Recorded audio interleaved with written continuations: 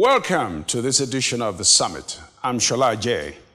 Today we shall be discussing the issue of election sequence, which was changed in a recent amendment bill by the Nigerian National Assembly and eventually vetoed by the president. Our four guests in the House to do justice to this topic. But before we get to them, please enjoy this short video. Last week, in what appeared like a coordinated media effort, the leaders of the two chambers of Nigeria's National Assembly laid down the gauntlet in the ongoing battle with the executive arm of government over the sequence of national elections. Specifically, their respective spokespersons told Nigerians that both the Senate and the House of Representatives were synchronizing perfectly as per their awaited response to the president's veto of a bill recently passed by the two houses effecting some changes in the sequence of elections, beginning with the forthcoming 2019 general elections. From all indications, of all the amendments successfully passed by both chambers in respect of election matters in general, the only one at issue is the very amendment that will see elections beginning with the legislature, moving to the state governors, and ending with the presidency. But even before the president vetoed the bill, on the 13th of March, through two separate letters to the red and green chambers, most Nigerians expected him to do just that. More interestingly, the spokesperson of the Senate had actually preempted the president by announcing shortly after the bill was passed on the 14th of February that just in case he vetoed the bill, the National Assembly had plans to override his veto. But the origin of the controversy over this bill must be situated at a time even earlier than the legislative warning to the executive. On the day the bill was passed in the Nigerian Senate, Nigerians got a clear hint that the trouble was in the offing. That day, while proceedings were still ongoing, a group of 9 senators, led by Senator Abdullahi Adamu, staged a walkout and held a press conference meant to underscore their opposition to the bill. These men were able to exercise their freedom of expression, but it did not stop their distinguished colleagues from equally exercising their franchise within the same chamber which saw the bill passed. Since that day, Nigerians have been entertained with the fireworks that is now playing out before their very eyes. Critics of the election sequence bill have openly said that it is targeted at President Muhammadu Buhari, with supporters of the bill countering by saying that the bill will deepen democracy and protect weaker parties from the bandwagon effect often witnessed when presidential elections are held first. However one looks at it, the arguments from both camps cannot be dismissed with a wave of the hand. From a pragmatic point of view, it is easy to see that with his popularity in question for various reasons, President Buhari and his handlers may feel he will be at a disadvantage if presidential elections were held first, after every other politician in Nigeria has known his or her fate. But again, the fact remains that for democracy to thrive, politics must be anchored on grassroots popularity. It is actually not good for politicians to piggyback on a popular presidential candidate and enjoy electoral dividends based strictly on the presidential party antecedents. The arguments for and against this bill can go on forever. However, as is our tradition at the summit, we want our interlocutors who are grounded in facts to weigh in on this matter so that the Nigerians will be guided in any action they may want to take. In order to be balanced, we have legislators from the ruling party, APC, and the largest opposition party, PDP, while the newly inaugurated Nigerian Intervention Movement, NIM, balances the panel with the National Assembly correspondent for Sun newspapers. With this robust team, the truth will no doubt be brought to the fore within the next 45 to 50 minutes. I am Shola Jay, and this is The Summit. Welcome.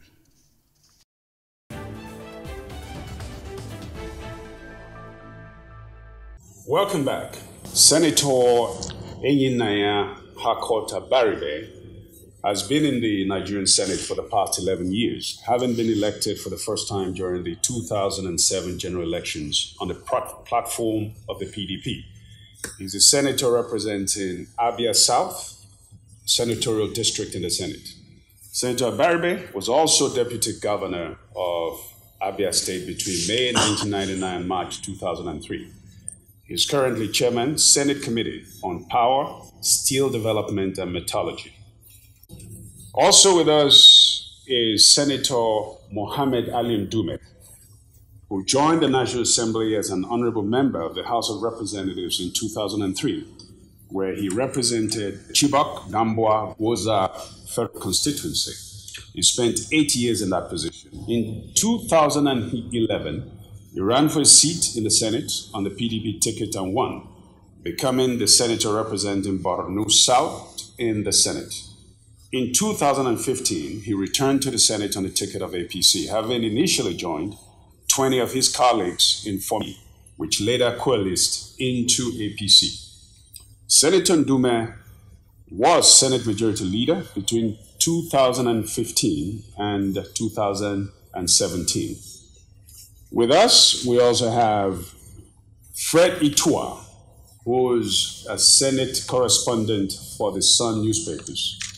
He's a social commentator and political analyst, and as a journalist, he has covered sensitive beats like anti-corruption, the judiciary, and politics.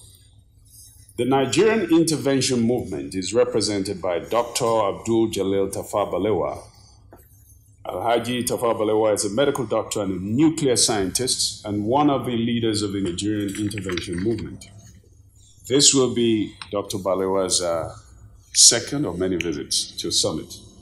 You are all please welcome. Thank you. Thank you. Thank you. So much has been made about the brouhaha, about the electoral sequencing. Now, this gives us an opportunity to literally clear the air.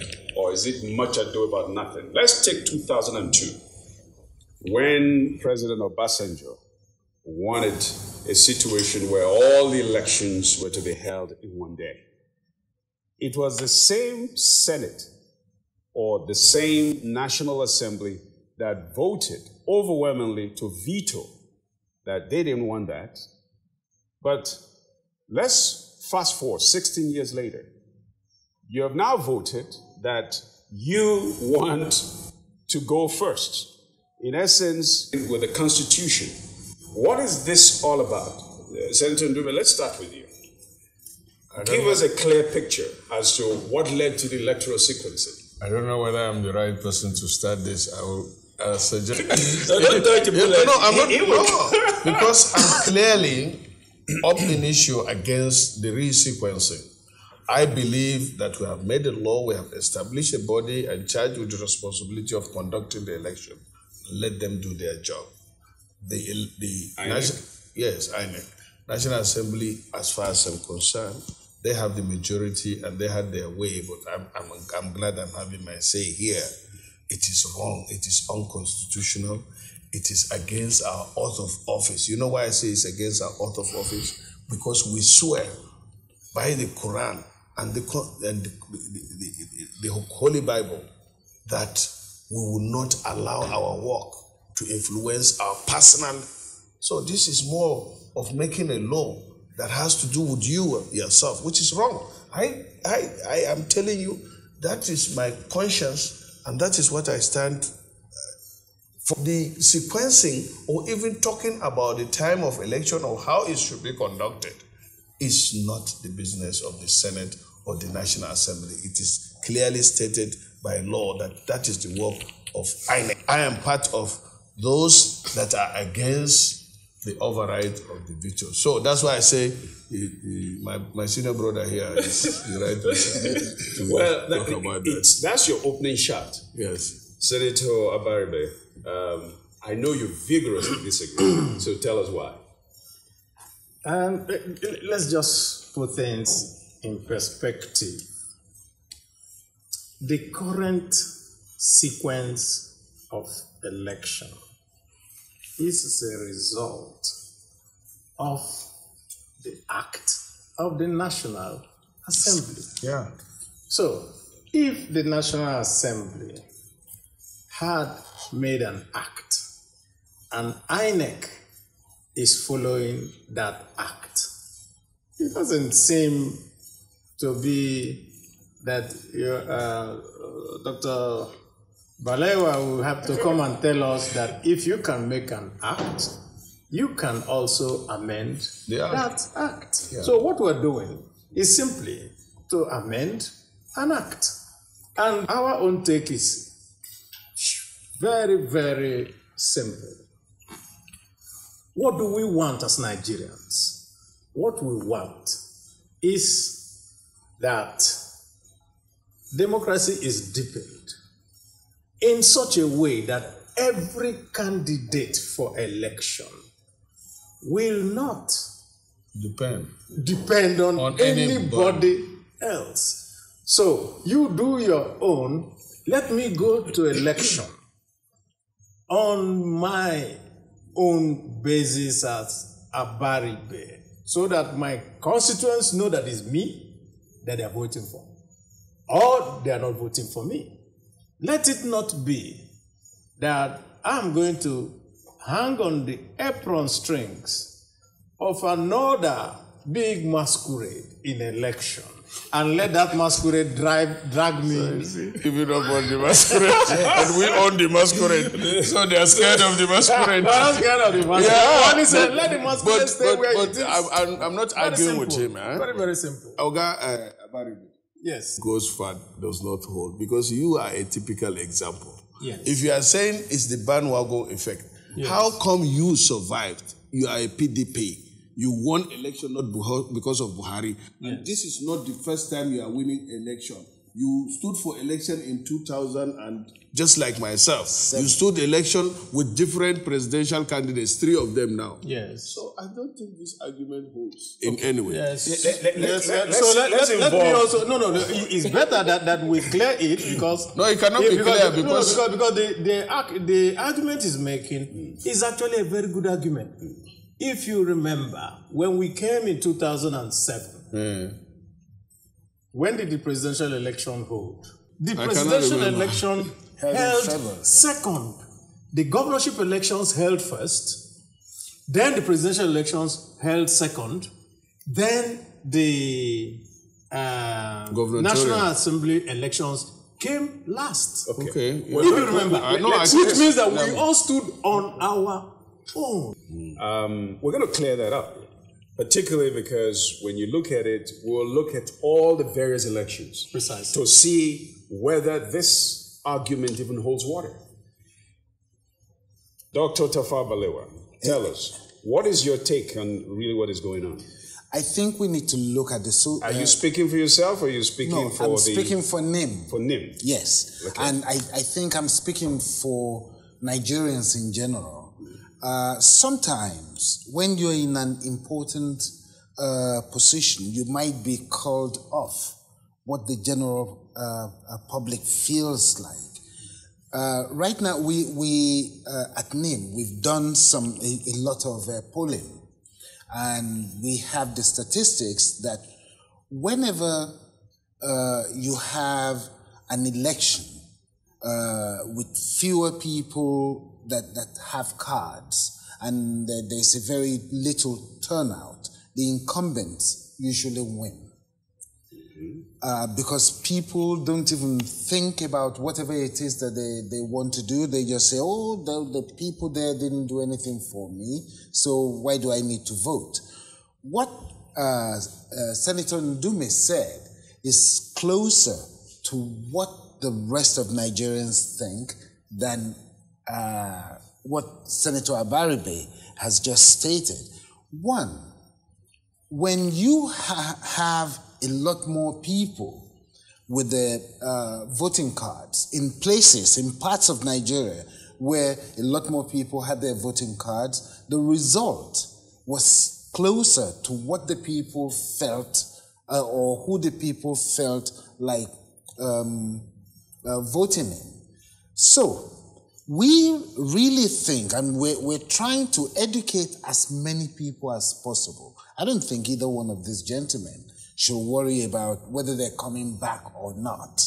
You know, they're very popular and very well known in the districts.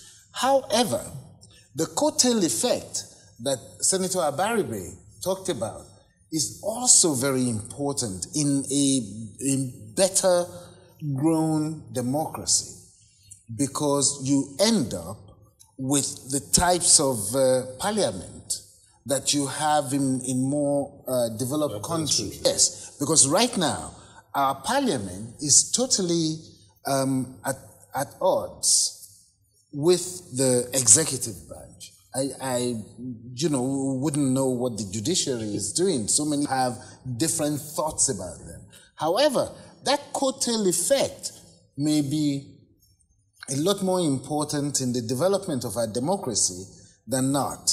Which we call the bandwagon effect. Yes, I think that if the president can be chosen first, regardless, you're still coming back. I am sure of that. No, it's not but me. I don't think he's particular. It's not me. No. 2007, Right. and Yes. I've talked about the No, other we elections. should And talk even about this- now. We will Even examine all the this. 2015 election, Yes. President Buhari won first. I still won my election as a PDP person. That is it. That the is point it. really is why it's in Dume.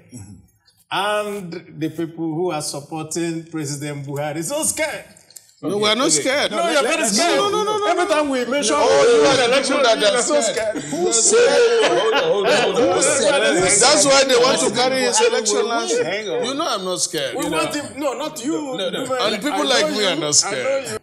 Let's give some perspective to this. Okay. Because Senator Barabé started with the fact that once the Constitution clearly stipulates what it's supposed to be for, it also has a right, right?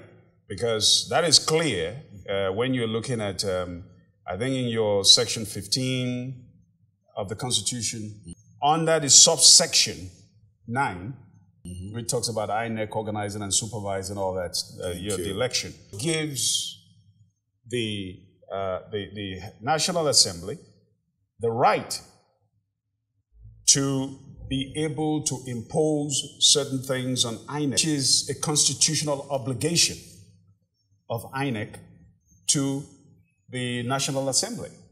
Am I right? Yes. Yeah. Okay. So if that is the case, so what is wrong with the current situation about the electoral sequencing as the National Assembly currently sees fit? Okay, for me, my intervention will be brief. I think the cry about the whole process is uncalled for, and I will try and explain that. There is a clear case of separation of power between the three arms of government. The executive, for instance, they are there to implement whatever the parliament passes. Whenever there's any case of conflict, the judiciary will intervene. In this case, it's the duty of the parliament to come up with a law. And if at any point or after the passage of that law you feel uncomfortable with it, you can approach a court. They can declare that law null and void and becomes that way. But for you to interfere with the process because you feel you are not comfortable with certain aspects of that law is uncalled for.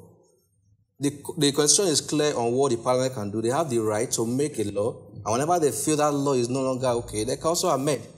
And beyond that, distinguished Senator Dume said the Electoral Act gives INEC the power of sequencing. I think that is wrong. It doesn't. It does not. It's silent on that. Very silent. It only gives INEC the power. It only gives INEC the power to fix dates. Not the sequencing. It's silent on it. Okay. He says, INEC under constitutional obligation to carry out such other functions as may be conferred upon it by an act of the National Assembly. Yes. Okay. So it's silent on that very clause on sequencing. So that is where the judiciary comes in. So if the the parliament, not even the issue. Hold on, I'm going somewhere. Okay. It's still a process. They are not done yet. They may still go ahead and override the veto of the president, which I doubt will happen with the recent events that have happened in the Senate. But even if that should happen, those who are against it, they will have their day. Let them wait for the process to be concluded. If you have any misgivings, approach a court and do the needful. For now, allow lawmakers to have their way, do what the Constitution prescribes for them. Then if you have any issue, then you wait. For lawmakers who are also against it, I don't know why. I interact with them as a journalist from time to time, and I look, okay, what's the problem? Is it that without Buhari, you can't stand and win the elections? So sorry, I'm very sincere here. And I said, Buhari, you are fighting for, I have not told you that in 2019 he will run. And the amendment is not about one man. It's beyond him if you are leaving. And if at some point the sequence is not okay, the parliament can still make amendments. So the whole noise about the sequence is wrong. And beyond that, there are other issues that were tackled in that amendment. But because we are so focused on the sequence, we are not talking about the case of independent candidacy, electronic voting, transmission of election results through electronic means. We're not talking about that. We're just focused on sequencing because some people feel it's targeted at one man. Senator Baribe, you are one of those who's in favor of the sequencing. Is that correct? Precisely. Can you kind of give us, just throw some light on what informed, what motivated your group to want to see this new sequence, which is not new really, but... Let's just say this. Don't say my group. It is the National Assembly. You know, the problem is that we want to have democracy, and we don't want to be Democrats. If the majority in a democracy say this is where you want to go, and, yes, you as a minority can agree and said, well, better have my say. So, the question of the sequence, and I've asked this question before when we started, what sequence are we using today? That sequence is on the basis of the law made by the National Assembly. And I said that when I came into the National Assembly in 2007, the sequence was different. Okay. Now it's a different sequence, and that is the law that INEC is following. And so if today we want to continue, and I've said this, deepen democracy and let everybody stand on his own, we don't see. But you're not answering my question, though. No, what was the motivation behind deepening democracy? I don't think so. I don't think so. It's more of a personal democracy. No. If you say deepening democracy, sure that is deep. Democracy that you run on your own. And that's why I said democracy, we must be able to accept. We need to be able that to we understand. Are going okay, Jalil, come. Yeah, you want to come in? We need to understand something. If you're saying running on your own, that means every single there should be no party now. Some of you couldn't have won if you are not in PDP. Yes. When PDP was allocating seats. No, Shola, please, I want you to take this. First, I want you to understand, for many of us in our group, we are not doing this for Buhari. We are doing this. I can cut in way for that. I'm doing it for my conscience. I stood for 3 elections with Buhari. He lost and I won in the same party. So I'm not trying to hang on to Buhari to win my election. And so many of us are like that. 1. 2, I was the chairman of INEC in the House shortly.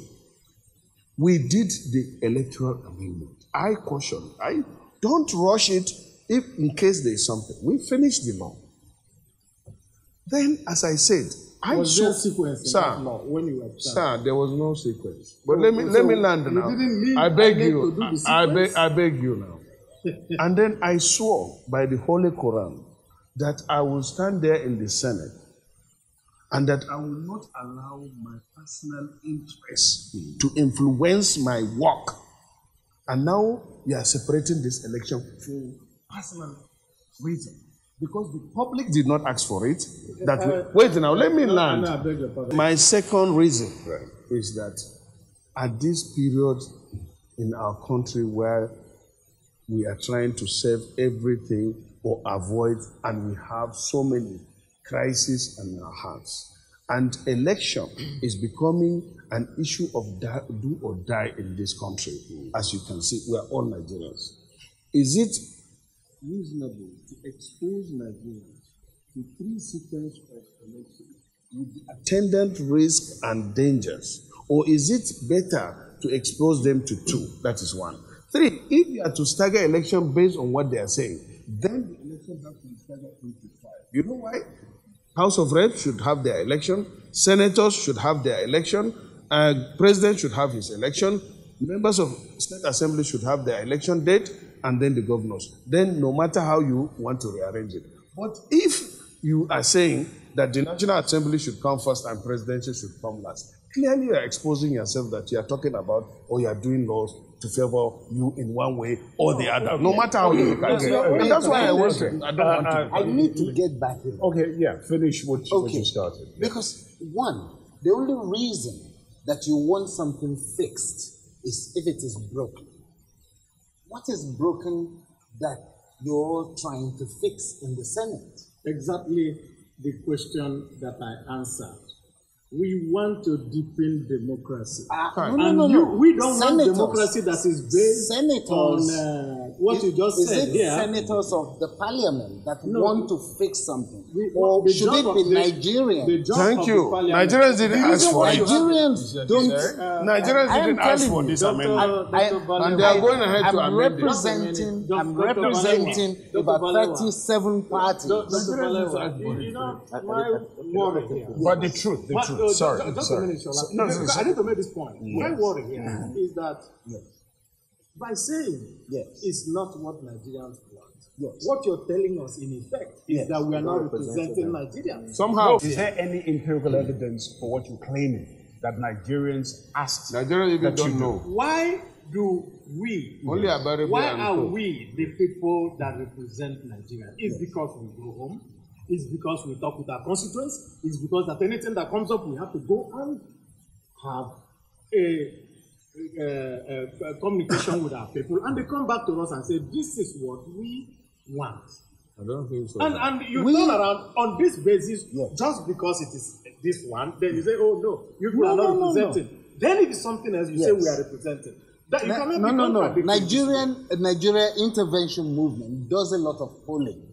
Not the 15% of Nigerians that voted you all in. Let us put this. I'm talking let us about... Put this to rest. Yes. You say only 15% vote. Voted. And those 15% they don't represent Nigerians? No, is that what you're... Are those the people you are referring to? Vote or not to vote. This is true. By not voting, you are also making a choice. We'll be right back. Okay. Welcome back. I still have my 4 distinguished guests. Here's a question to APC. Yeah. When you were coming in, you promised to rejig the Constitution so as to do away with all the criminality and all the unrest that usually follow most of these elections. So far, APC has not brought any bill to that effect. Yet, you're opposing one, or as a group, you're opposing this one that may just be something that the people need. Well, let me start by saying that it is not the law that is not there or is ineffective. It is the person that applies the law that matters. And in this country, what APC principally promised Nigerians: security, infrastructural development, and fight against corruption. So the numbers. All this now in the 3rd year, the APC government confronted them fronted. The challenge of security is still there, and in fact it's taking a different dimension, but the government is up to it and standing up to the challenge. The issue of infrastructure is one of the most visible things that you see in the APC government. And I'm sure, especially my senior brother, Abari, who is from Southeast, and he knows the level of marginalization of the Southeast and the Northeast. Thank you very much for making this pronouncement on television that the Southeast is marginalized. Absolutely. And the Northeast. Thank you. And the Northeast. No, what I didn't add was by PDP. There are 16 years of governance, and the industrial he is one of those that is trying to even revive the industry in the Southeast. 16 years of government of PDP. They just put the Southeast and the Northeast either in silent mode or just marginalized. Now, the APC government, let's be honest, go and see what this government is doing or has done in the 3 years of its existence in Southeast particularly, and in the Northeast. So if anything, to us in Northeast particularly, we ran away, Boko Haram chased us, they took over 22 of our local government, and now I can still go back to Maiduguri, and my children are back to school in Maiduguri. But you haven't answered my question. Yeah. But you said you were going to bring about certain bill to tackle some of the unrest. It's true. To rejig the electoral system where you will tackle unrest and certain criminality. Why are you opposed to this? You know, when you talk about election, it is not rejigging the law that matters. What we have. The electoral system. Now, just let me conclude. The electoral system has been virtually been perfected by this government. The use of PVC, 1, the use of card reader, 2, and now the transmission electronically of the results is what has put this PDP government in what do you call it? No, in the mortuary. in the mortuary. So they did a very. No, they were in coma. Now that one, let's just put them in the mortuary. Fortunately, the only where PDP is existing is in Southeast and Southwest.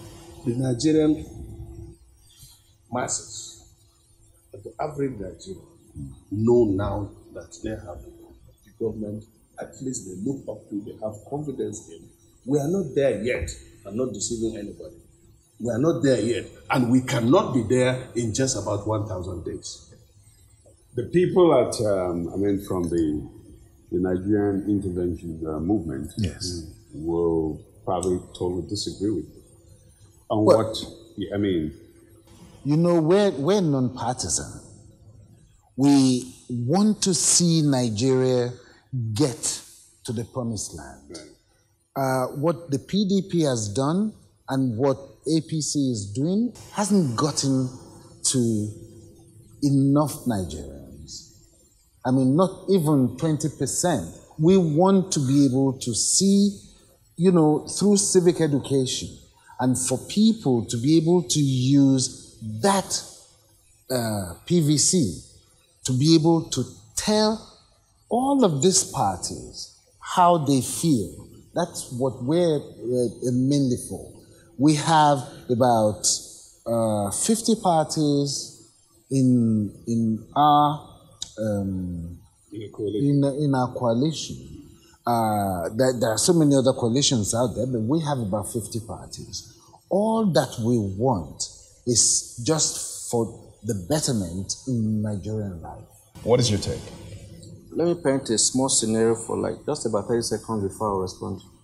In the case of APC, in this case, President Muhammadu Buhari, I would liken it to a fictitious story of a certain police officer who was on a road trip. He met an accident scene, people badly wounded.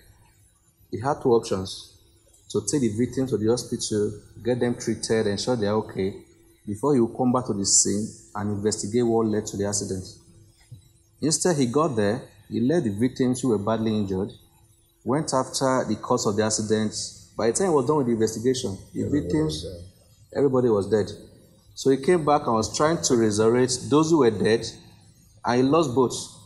He did not get anything from the investigation. He was not able to rescue those who were injured. When Buhari came to power, he came with so many promises. But instead of fixing a system that was sick, he left that to die and went after shadows. That's my opinion, of course. I was chasing the wrong things. Now, we're in a big mess, so people may not agree with that. And the so-called anti-corruption war that we'll be so bombarded with has not yielded any result. Apart from recoveries that will be told that they've made, which I think is obviously not true. As a journalist, I've covered anti-corruption for at least 5 years. I know the drama there. Forget what they bandied around on TV. It's obviously not true. So the promise they made about rejigging or strengthening the electoral system was just a way to get into power. And they got what they wanted. If you want to know how funny they are. Look at what happened in Edo State in 2016 during the election. I'm from Edo. It was a pure rape. People voted for who they wanted, but for some reason, I won't make allegation I can't defend here.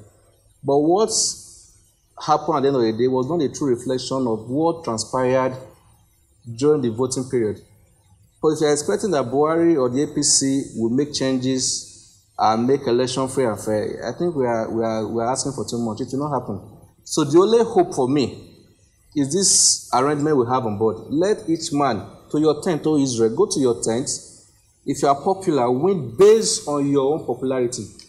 If you're elected based on Buhari's popularity or Badwago, if whatever you call it, that was the 2015. 2019, stand on your own. If Buhari is popular like they've made us to believe, let him stand on his own. Yeah, but and let's see how popular he is. The 2015 bandwagon effect never favored the incumbent. The 2015, the presidential election was the first that was done, and Jonathan it was because he allowed a free system. No. In 2019, can we have that? That wasn't what happened. And I can say what happened. Okay, Please. let's hear it. Let's hear it. You mean Jonathan won? Just a minute. Yes, very, let's hear it. Very, very simple. We talked about PVC. Which party brought PVC? PDP. We talked But they didn't want to use it. about card reader. Which party brought card reader? They didn't want to use PDP. it. Which card reader was used in Kano? Which card reader was used in Bono? We know that none was used. Card reader was used in Bono. That is why PDP today, in this electoral act where we are supporting, we are saying, let there be transmission of votes from electronically. Is it PDP that is making the law? No, it Or the is National Assembly? the National Assembly, So and is it- APC is against it. is it- Why? is You it- don't want, No. You don't want transmission of results Of that. electronically because No. you want to tell us that Kano will bring 5 million votes, which their governor boasted, where they have 4.5 million voters. You want to bring more votes than voters. We know exactly why you don't want electronic transmission. Okay, is that true? You Of don't course. want It's not true. It's not true. Just listen to me. They're using the electoral That sequence. electoral voting does not require It is the other constitutional one. amendment. It's already in the amended It is right constitution. inside there, inside this amendment. We finish amendment, then Of course. they discovered that they are going to lose out, and the only thing is to The personalize. sequence is now. If not, why don't you separate that of governor and then separate that of House of Rep? But we can have To be an argument honest, on that. let me be But honest. Let me. You're my very good friend. Yes, sir, and I will remain so. Some of his members of House of Rep are latching onto him to win their election. In 2014, I think, which was it the Anambra election, where the party at the center did not win the gubernatorial election. Correct. No, that's 2016. Was it 2016? 2014, when Yanu was elected the first time. Correct. You mean the first time? Correct. That's 2013, actually. 2013. Correct. Actually. You see, so the bandwagon effect is really a theory. It's not a theory. It is. It is. How come did you win? It works. Once. And it works. And Jalil had also confirmed that it works from their own polling. Yes. Yes. So the bandwagon effect works. And we're just saying, let us separate this bandwagon. So why you are telling Nigerians that those who go to the polling unit don't have their senses? When you talk about, when you look at that critically, when you say about bandwagon effect, it's more of an insult on intelligence of the person that goes to vote. I am 18 years old. Yes. I know Dr. Jalil. I know Senator Abaribe, and I know Shola. And you are telling me now, look, you have to lump those elections together because this stupid Nume will not know how to differentiate between voting for Abaribe, voting for Jalil or Shola. That is not necessarily. The bandwagon is not necessarily. Not necessarily. The bandwagon is not that. No. The bandwagon is like this. Somebody wins at the center, and everybody else is intimidated No. into saying, if you don't vote for my party, you know what is going to happen. No. Of course, there if is we intimidation. survived in PDP, APC government, then we were in the minority, and consistently in Borno we have been winning election. So people have their conscience and they vote for who they want, not because of party or anything. I won election in APC and won in the two PDP. times, and I went on sabbatical in PDP and still won election there. Well, there's one thing that we have not considered. No, I was not in Because PDP. I've never been in PDP. There are several. On sabbatical. Excuse me. There are several facets to what we're talking about. Yeah. It is possible that people are lazy and they're not going to think. If somebody has won in the center, they may follow, but it will be small. We're not thinking. necessarily. Not necessarily. No. Just a minute. Sorry. Just a minute. There's also something very odd about Nigerian elections.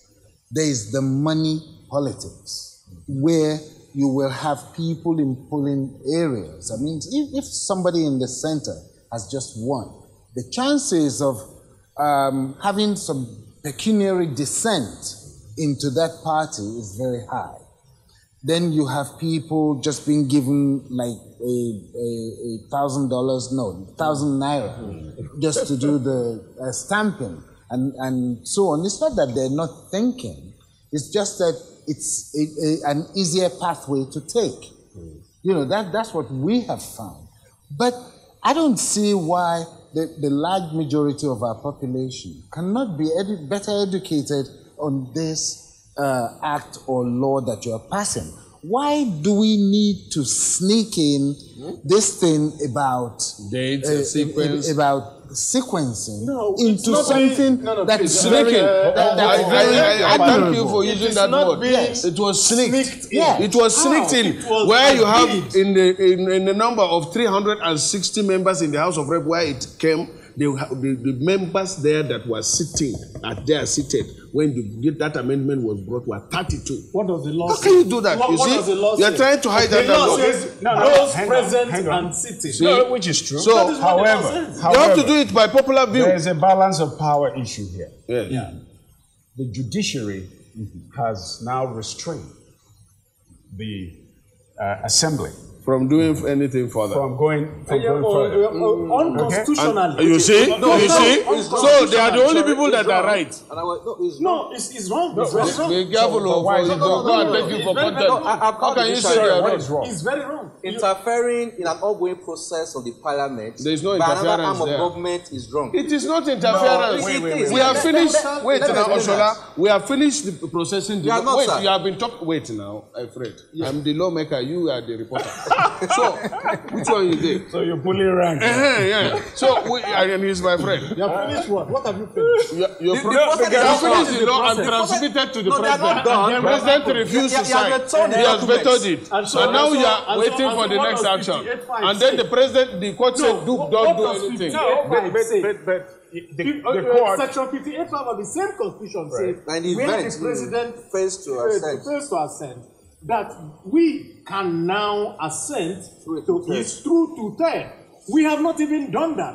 Then another arm of government now comes up and says, don't even go there. No, No, that is not what they said. That is what they Go and said. read the judgment again. What does the judgment say? The judgment When said the between. judgment tells Wait you to now. By the law. By law, you can't. No. Hold on. But you cannot rightly say that the court cannot intervene. Because It if cannot. the process, hang on. Someone has to bring an application to the court. You asked Is a that correct? question which I need to respond Just a to. You asked a minute. question. No. Let me finish my question. I'm saying question. Okay, because I need to answer this. At what point does the judiciary, which is the third arm of government, you cannot, at what point do they step in? Because suppose the process has been completed. Yes. If the process has been completed, isn't that too late? No, it's not. Let me explain that. Okay. You can't interfere in a process. What if they complete the No, process? let me finish. If they complete the process and you have misgivings, you approach a court and try to set that particular law aside. Yes. Then the court can declare it null and void. In this case, they are not done. So why would they interfere? No. Can I play devil's advocate? No, here? I think that's why we should have brought a constitutional lawyer. You see? I'm not a constitution. Are you acting lawyer? Are you a lawyer? I'm a lawyer. I'm a journalist. Can I remind us of something? Are you a lawyer, sir? There's something that's very, very critical which Okay, we very need big. to know here. Yes. And that is this. When you bring an application in front of a judge, the judge will look at that application on the basis of his training as a lawyer and his training as a judge. Correct. And what the judge now does is to either accept that application or now tell you that you're simply out of order. Correct. And it's expected that when it comes to matters that have to deal with separation of powers, nobody went to that judge to say, interpret this law. No. If we have conflict on separation of power, where do you go? You go to the court to define the separation of power. And this separation of power that they are hanging on. Wait now. In the democracy we are practicing, who is the Senate President? In the democracy we are copying in America, who is the Senate President? We're not copying America. We have a Nigerian the vice president. democracy. Which one is Nigerian democracy? But this Nigerian democracy. Sorry. Excuse me. Okay, let him. I just want to talk about this Nigerian democracy. Yeah. We're supposed to be copying the bicameral. Yes, like the American. Parliamentary all over the system. world. No, of the United States. Yes, of the United States. No, Now, not the at the United beginning, States. Yes, of the United States. At the beginning of the 8th Senate, okay, there was a call made before some votes came. And that's how we ended up with the officers of the Senate now. When, some people were supposed to be visiting the president, some call was made, and then some voting was done without all the members. Now, only 30 members were present when this insertion was done. Is this how we're going to be going? It's very wrong to say when this Please insertion was explain. done. This insertion I can now. explain it to you. Please. No. Okay. Please, let me explain. Why won't I explain? Both of us are in the Senate. Both of us are on the floor. It didn't emanate from the Senate. At any It came time, from the House. at any time let that him. matters come to the floor, Yes. it is the members present and voting, except for when you are amending the Constitution. It's really very clear Or there. vetoing. So even if it is one person that is sitting and the others, for whatever reason, are not there, whatever decision that is taken for those present Is and binding. voting is binding. Okay. That's why I'm talking about people wanting democracy without being Democratic. Let me explain the rules. Let me happen what the rigging that they do, the PDP It is rigging. not a rigging or When anything. you produce order paper in the morning so that you look at the order paper and know what is to be discussed. Then there is a notice paper that is supposed to be given every week so that every senator, that now has been thrown to the dogs. You know what they do? And that was... I beg your pardon, I don't think that is correct. Notice Why did you allow me to say that? You know I know better now. you are visiting your constituency. You're not every time. But what are the chances? I mean, That is as why a journalist I'm now, what are the chances of this particular veto being overridden? Last week, I'm sure I would have answered in the positive, but today, I don't think that will happen. You don't think? I don't Yeah, think, I they don't- lost I don't it. think they have the number They as it don't. stands now. To override the veto? To override the Yes, veto. they don't. You need to tell us about 73 members. Let's They say don't. with the death of Senator Wakili, that will amount to about 72 members. Yes. They don't have the figure right now. Unless I'm wrong, I'm not a lawmaker. There was a meeting yesterday between the leadership of APC and the caucus in the Senate. He was there, I'm sure. I don't know what they discussed, but from what we gathered from some lawmakers who spoke to us off record, the party prevailed on them to let go and give the president a chance to mediate, set up a committee to resolve all the gray areas. So until that committee is set up, according to the chairman of the party, this exercise may not come up. And even if it happens, I sincerely doubt if they will pull through. They will not. Another option they will have, which they've done in the House, is to reintroduce the bill. Reintroduce it and see if they can go through the process. We'll be right back.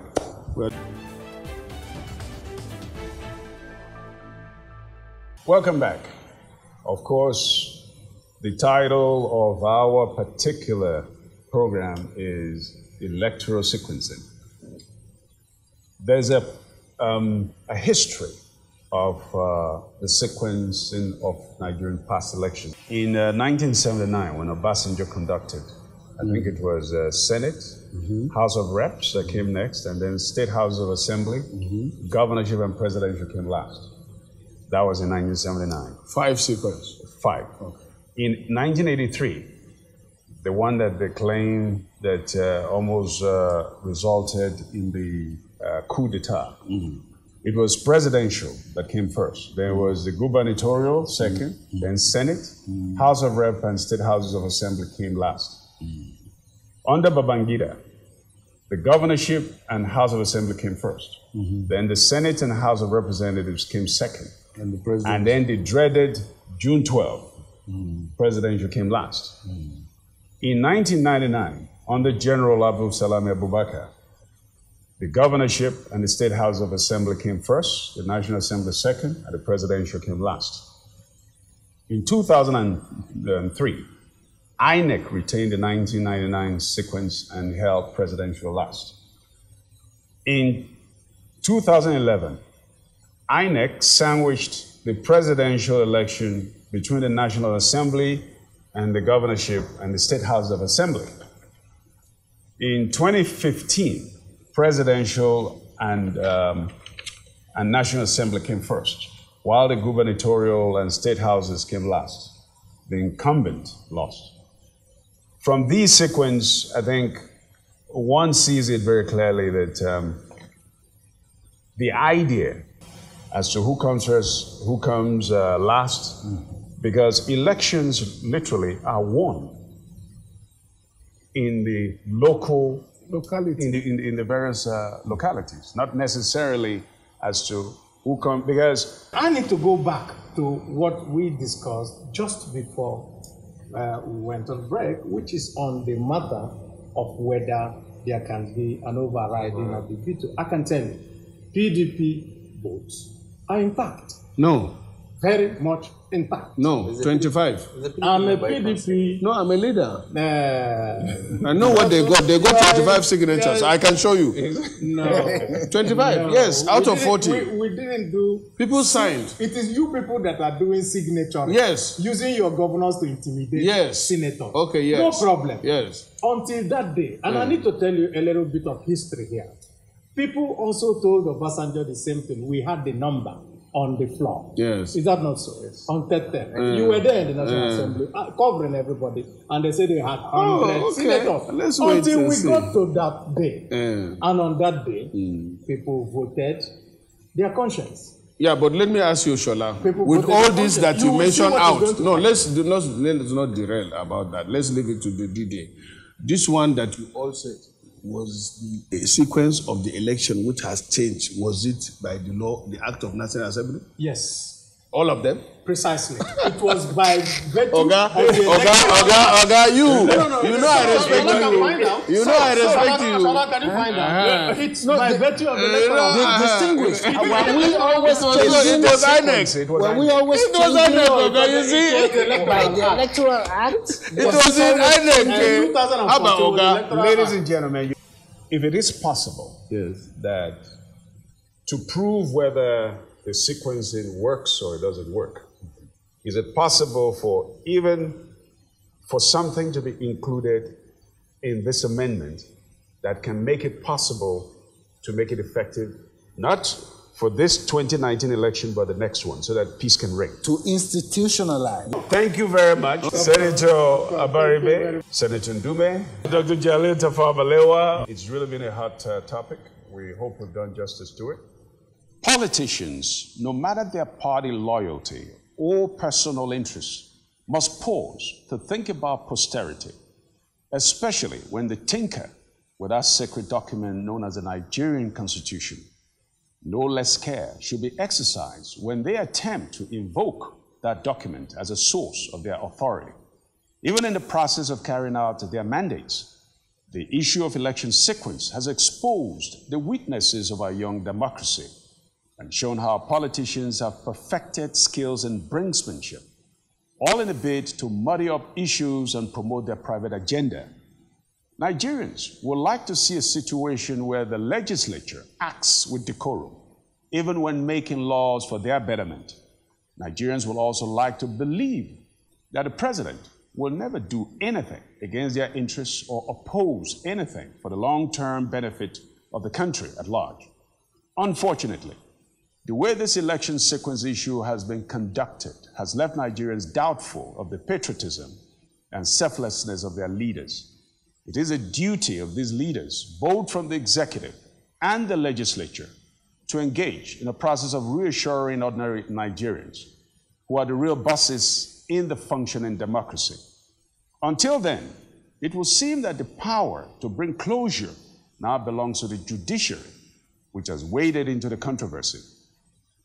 And to you, our dear viewer, we hope this edition of the summit has been a source of enlightenment. Remember to tune in, same time, next week. I'm Shola Ajay. Goodbye.